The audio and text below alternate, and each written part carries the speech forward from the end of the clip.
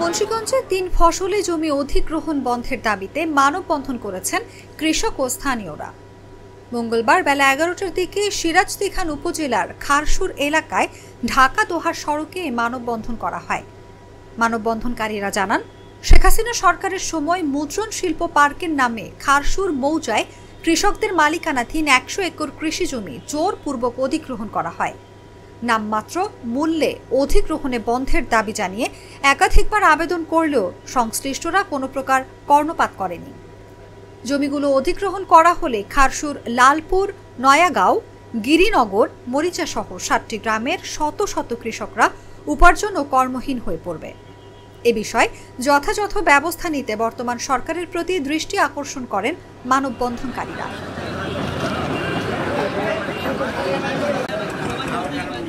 শিল্প কলকারখানার নামে জমি অধিগ্রহণ প্রতিরোধ বিষয়ক কমিটির আহ্বায়ক মোহাম্মদ মাসুদ রানা বিপ্লব বলেন, এখানে যাদের জমি নেই সেসব দালালরা আমাদের ৩ ফসলি জমি অধিগ্রহণের নামে দখল করার চেষ্টা করছে।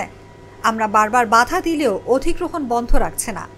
তিনি হুঁশিয়ারি দিয়ে বলেন, দ্রুত সময়ের মধ্যে জমি অধিগ্রহণ বন্ধ না হলে কঠোর আন্দোলনের ডাক দেওয়া হবে।